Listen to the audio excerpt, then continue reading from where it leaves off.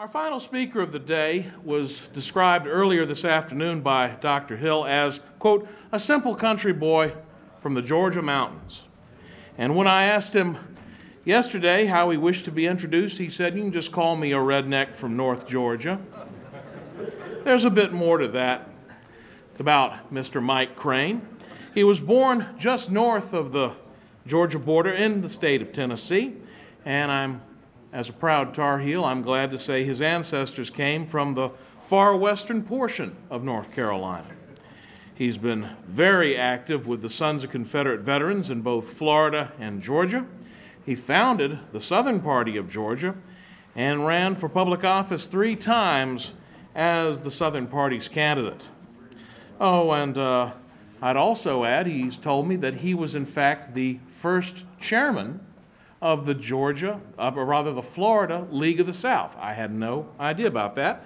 And to make sure that each and every one of you has the most up-to-the-minute biographical information possible, I hear tell that he has in fact just received the Nathan Bedford Forrest First with Most Award less than 2 hours ago. His remarks today are entitled, American Empire, How to Be Its Replacement. Please join me in welcoming Mr. Mike Crane.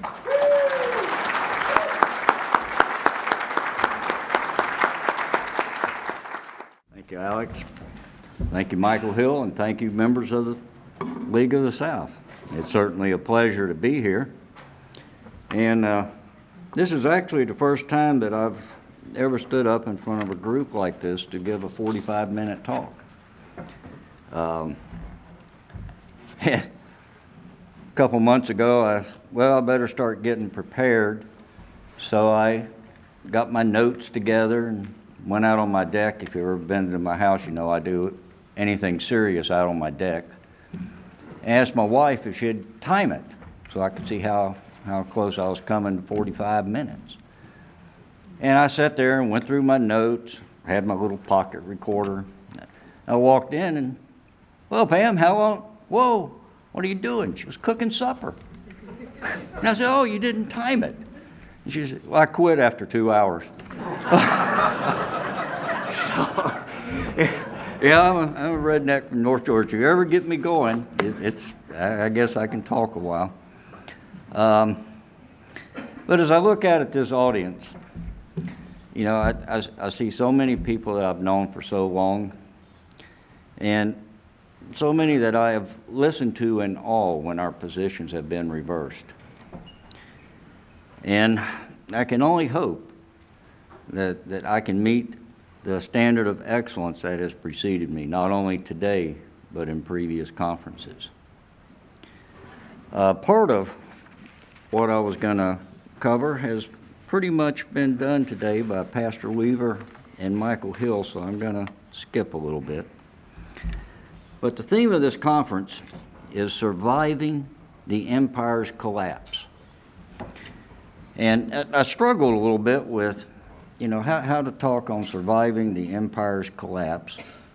And I want to start by putting a little definition on exactly what is collapsing. And then talk a little bit and give you my thoughts on what does it mean to survive the collapse and what we should do.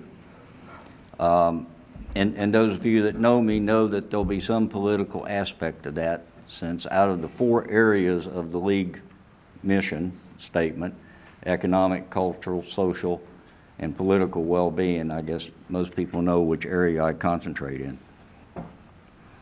But to try to put a clear definition on what is collapsing, I want to use my citizenship kind of as an example. My name is Mike Crane, and I am a citizen of Georgia. All right. That's right. There we go. Is Georgia collapsing? No. Georgia is alive and well today. It certainly has a lot of improvement, room for improvement, but it is not collapsing.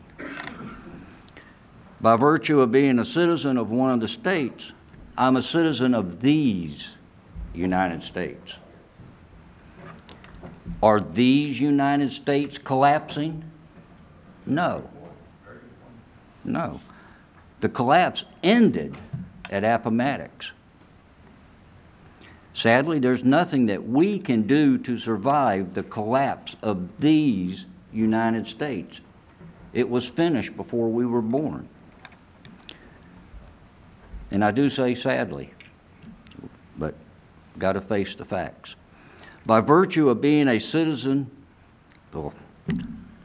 of Georgia, I am a citizen of the Confederate States of America. Is the Confederate States of America collapsing today? No. It also collapsed at Appomattox. Sadly, very sadly, there is nothing that we can do to survive that collapse. By virtue of the 14th Amendment, I am a citizen of the United States. And please note the difference between these United States and the United States. Is the United States collapsing? Some may not like this. Too soon to tell.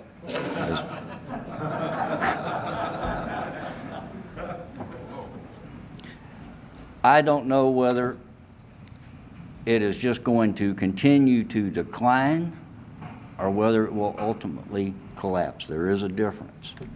And I think we have to be very careful as mere mortals not to believe that we can start prophesying into the future. But it doesn't, practically it doesn't matter. We are in a state of decline. I don't think there's any disagreement on that. So that brings up the question now, what should we be doing to survive the impending decline?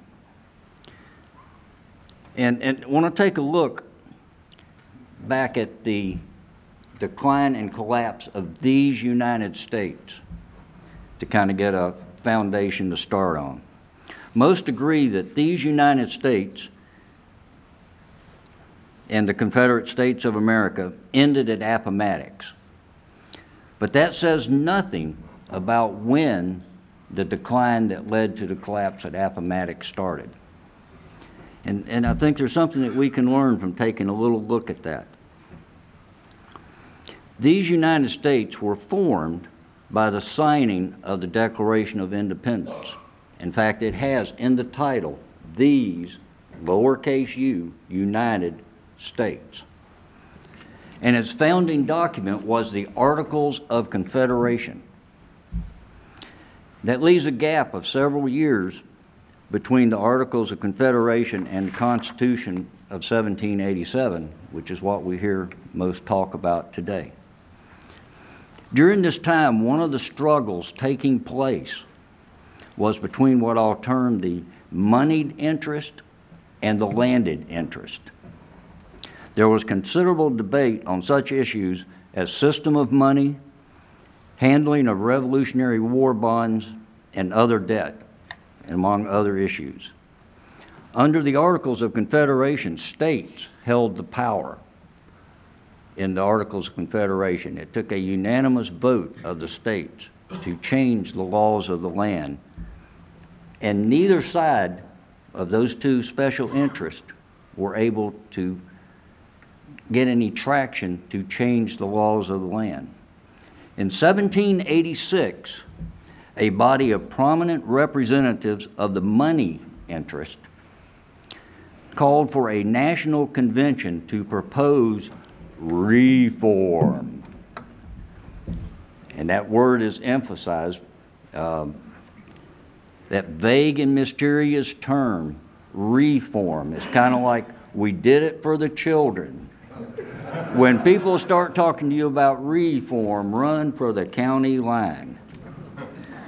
This convention, the Annapolis Convention, was held in September 1786, but they quickly recognized they did not have the power to effect any changes their desired reform under the Articles of Confederation.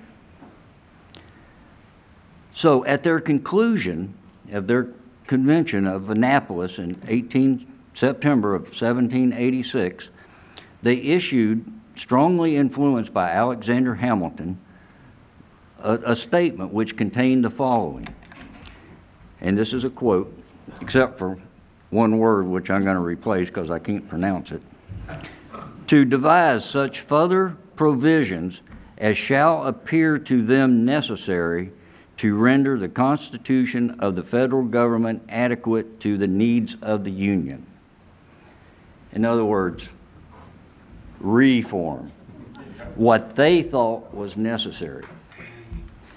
This body of special interest then began working diligently to increase the participation of their folks in the what later became known as the Constitutional Convention of 1787.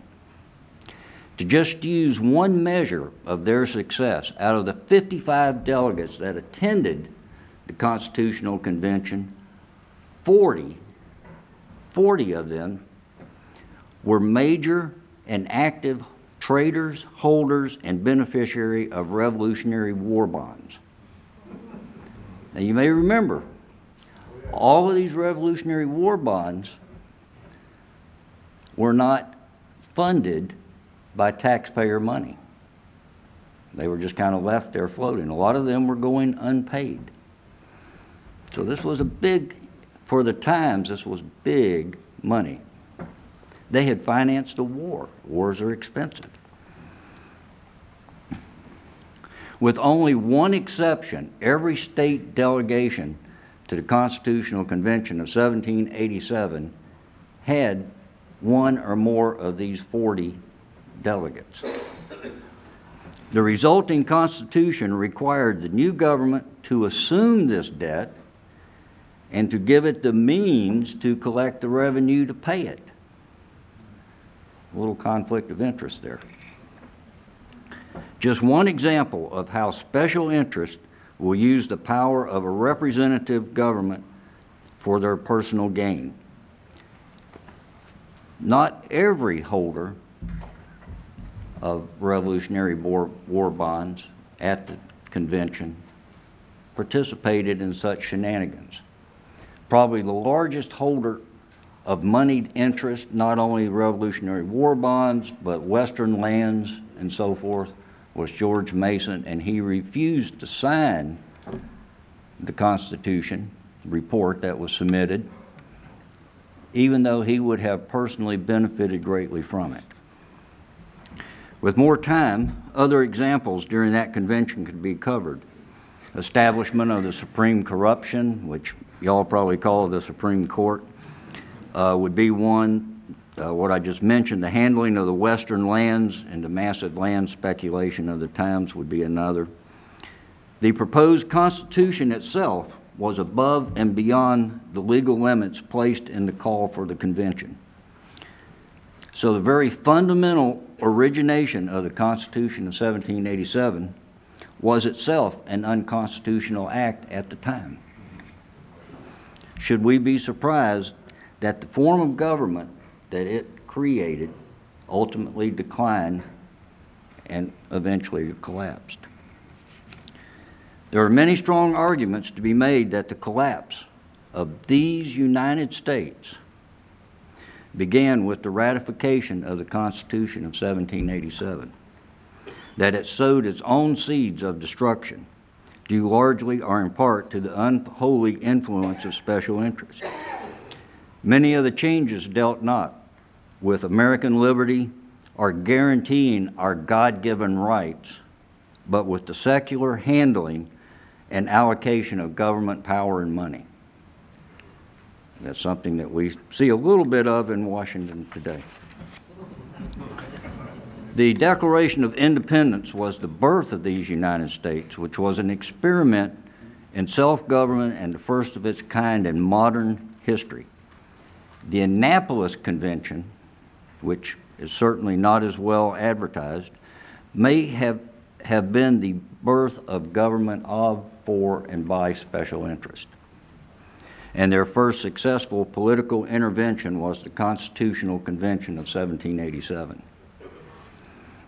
So from this or some other cause came the collapse of these United States at Appomattox and the birth of the United States on July 28, 1868, with the enactment of the 14th Amendment. I call the 14th Amendment the founding document of the United States. It's what... Yeah. Both the 14th Amendment and the Constitution of 1787 were both enacted without recognizing existing provisions that restricted a change in the form of government.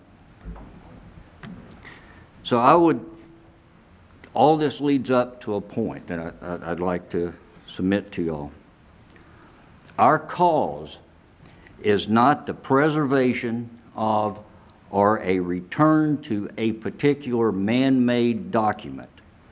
It is either waiting for the return of Jesus or working towards a government whose role is the guarantor of our God-given rights.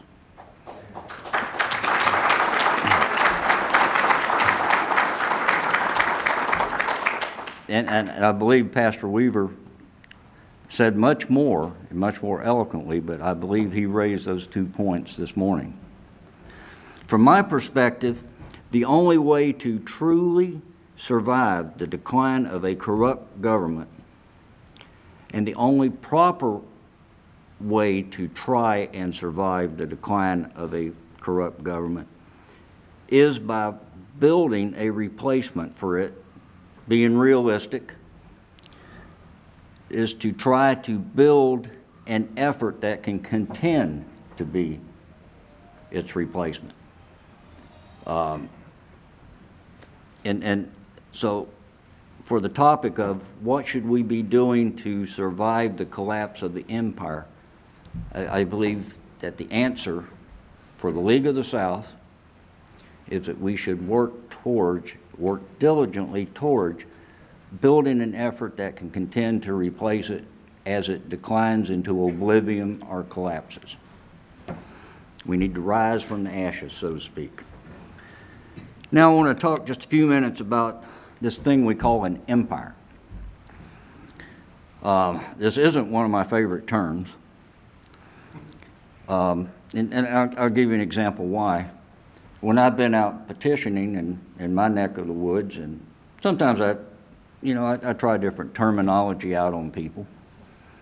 One of the first times I started talking about the empire, the man I was talking to, he says, "Yeah, I studied them Romans in school.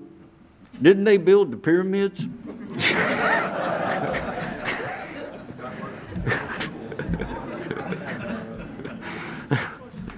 So I think it goes over the head of a lot of Southern people, the people that we need to be pulling to our support. We're not connecting with them. So I don't use it, but I've heard it at every conference I've been to. But I never hear very much discussion about what is this empire. And I'm just a simple redneck, so I had to go see if I couldn't find out exactly who it is, and the answer is pretty simple. It is the 492,000 elected officials in the United States, this country, and the thousands of people that they appoint. They are the ones that run the show. At least, kind of like the Wizard of Oz, they're the ones that appear to run the show. We'll get to that in a minute. The collective power, action, or lack of action of these elected officials and the appointed officials governs and interferes with almost every aspect of our life. The collective power, action, or lack of action of these officials has led this country to the point where it may follow many other governments into some form of collapse. These officials govern the political environment and have erected barriers to guarantee that the power brokers maintain their steady march towards more power. Sadly, today, these officials are even beginning to govern or interfere faith, as an increasing number of churches abandon portions of the scriptures determined to be inappropriate by the power brokers. Whether it is right or wrong, whether it is what you desire or not, political power is the essence of what drives our country today. Or to phrase it more appropriately, abuse of political power. I know that many in this room have openly stated that they really don't care for politics. But that does not change the situation. If you don't believe that it's political power that drives the public sentiment and the media and virtually every institution that we have, just look at the fiasco that we're going through next Tuesday. I don't watch much TV, fortunately, but what little I do watch seems like half of what's on anymore is McCain or Obama or some talking head talking about them. The Democrats carry a message. You have to vote Democratic to save America from destruction. The Republicans have an original message. You must vote Republican to save America from destruction. However, the entire history of the United States from its conception with the passage of the 14th Amendment in today has been nothing but a revolving door of the various combinations of political power of these two political parties. It's a fool's errand to believe that after 150 years of failed use of political power, either of these two parties will ever change. And here I have to put it into some terms that I call poor terms. That's P-O-O-R. That stands for plain old ordinary redneck terms. Neither the Republican screen door nor the Democratic screen door is going to work worth a damn, Scarlet, on a submarine.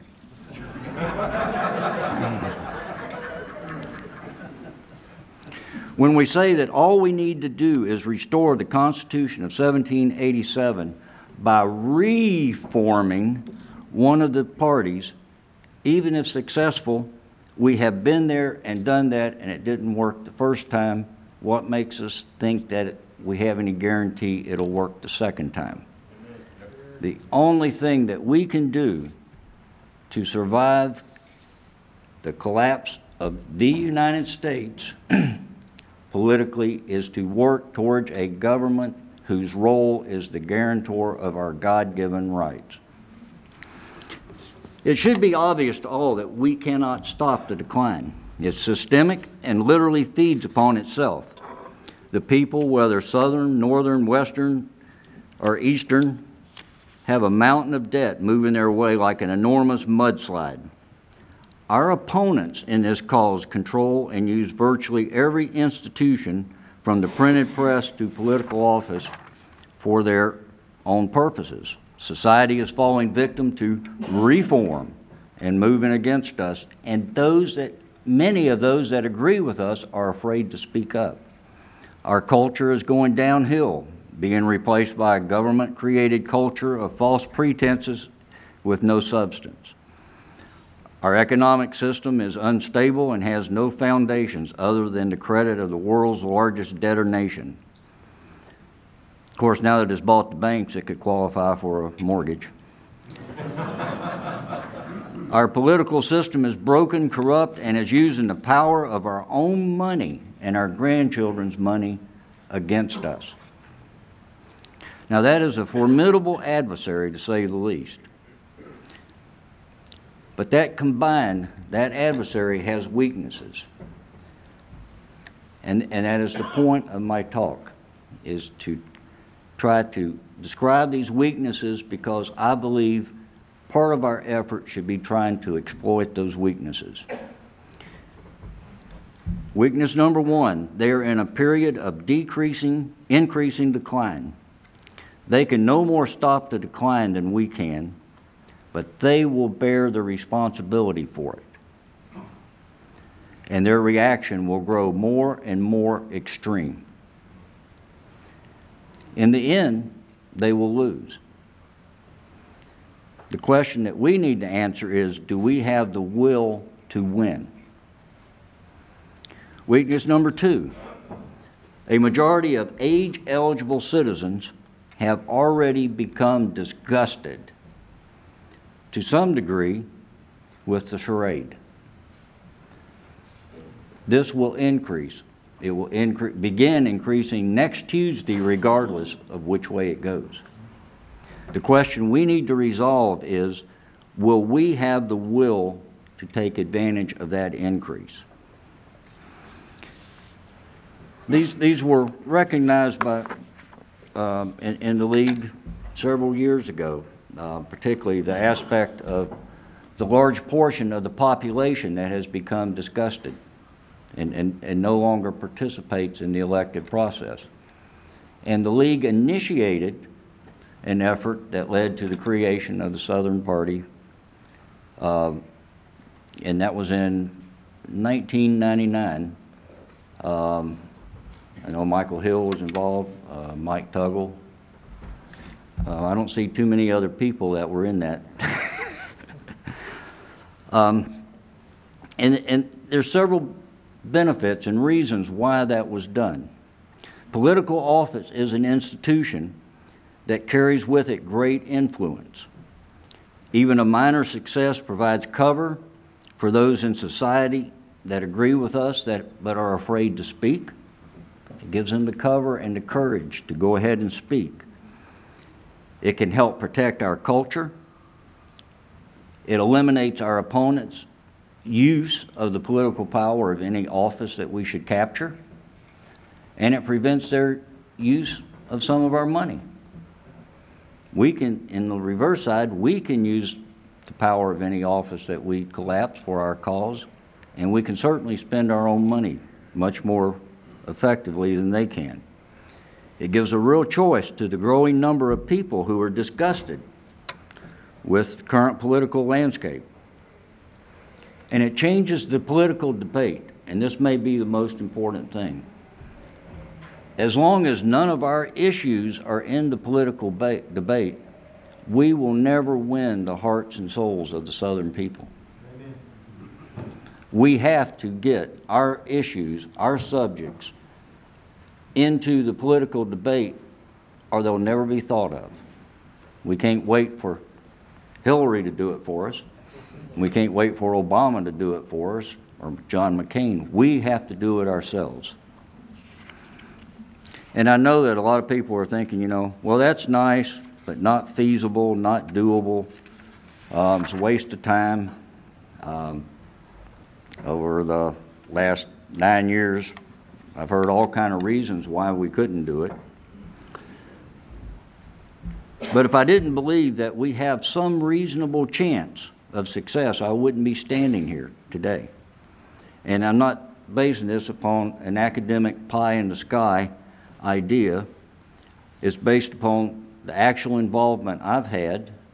I have, in my petitioning efforts, I've talked one-on-one with over 8,000 of our fellow citizens. One-on-one, that's a lot of people. And I want to just point out a few accomplishments that have occurred by this thing that was created by the League in 1999. I guess we've never given a status report. The doomsayers said that we would be demonized by the media. But we've actually run 7 campaigns, and I don't believe we were really demonized in any of them. We had one member elected to a nonpartisan school board. Glenn Goodson's, he's sitting right here. On re-election, you came close, didn't you? Yeah. We had a city council member miss by 80 votes. That was a heartbreaker. I got 20% running against an incumbent and a previous incumbent. Missed a runoff by about 800 votes. So anyway, those that say that we would just be demonized and radicalized by the media were wrong. We haven't been. The people have responded. We've built the ability to generate all your campaign goodies, yard signs, bumper stickers. Those of you that drove through Georgia a few years ago may have seen some of what was declared the Georgia yard sign. It said, "Let us vote." We did 50,000 of those things. So we have developed all the mechanics of a campaign and can do those very cost effective. But now, how do we take that foundation and put it to use? And this is my key point.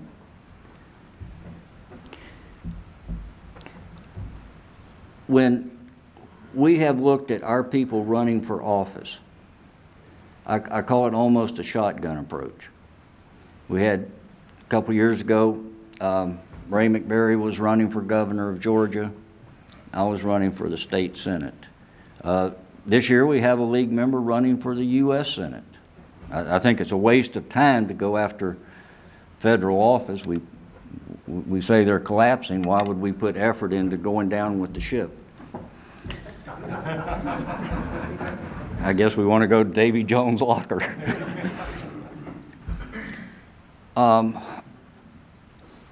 So we have had several efforts of varying level of success. We've had a few members that actually held office.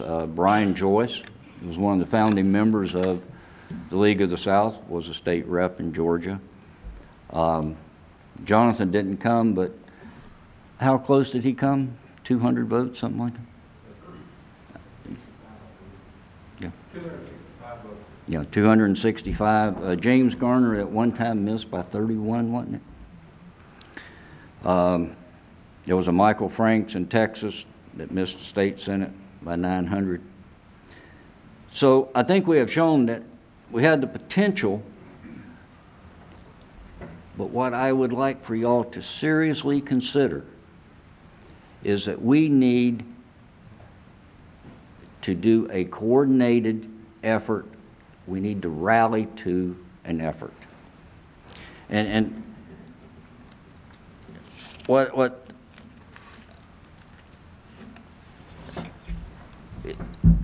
is our most effective legislative body that we should be concentrating on? If we're going to achieve Southern independence, where does it start? States. We will not make it to Southern independence without states' legislatures. So I think that has to be our primary focus. And here's the plan that I'd like for y'all to consider. Instead of running a few here, a few there, is that we take an area and we look at a state senate, a state representative, and a county office. In most cases, the state representatives are a portion of the state senate seats. And underneath that, you have county level offices. So in almost your whole geographic area, you are splitting the campaign cost by two or three candidates. The biggest obstacle for us to run outside of the Republican Democratic Party is credibility. When you are the only candidate running, you lose credibility. By taking an area and doing a vertical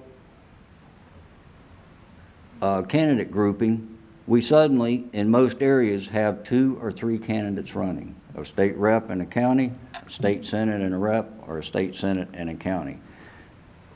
It means that every dollar can be used to help 2 or 3 campaigns. It means that the candidates can reinforce each other's effort. And what is our first step if we are truly looking at Southern independence? It is to break the current system at least in a state legislature. State legislatures run on a committee system. The majority party appoints all the committee chairmen. If we want to make a real headstone, a real beachhead into attacking the corrupt political system, all we have to do is elect enough of our people to where we deny any of the other two parties a majority. The whole committee system that state legislatures run on collapses. And should we do that, I think we get our first opportunity to dictate some legislation of our choice. We just put it up for sale. Say, here's what we want. Which of you two want to be majority party for the year? When they pass it, we get our legislation, we let them be majority party, and we say, we'll have another auction next year. And if the people like the legislation, there's our rallying call. Send us help.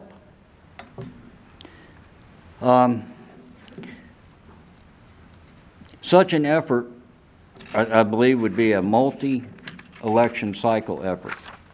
It's not going to occur overnight. And to really start it, for it to be worthwhile, I think we'd need to see it through at least 3 cycles. It's 3 2-year cycles. Some will ask, what does it take?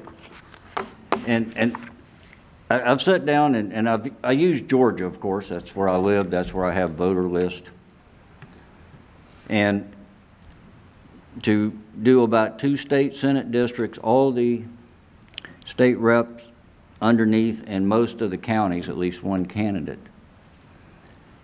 What it would take to put up the minimal effort that would have a decent shot at success is probably less than you think. This will show you what a shoestring budget we've operated on in the past. If 250 league members pledged $100 a year for each of those 6 years in 2 days' effort. Now, I know logistics would affect a lot of people, but if we're going to rally, if we're going to start Southern independence, we have to make some sacrifices. That is less than it took to come to this conference. Our mission statement is to advance the social, cultural, economic, political well-being of the Southern people. Political well-being should be at least 1/4 of our effort. That's 1/4 of our mission statement.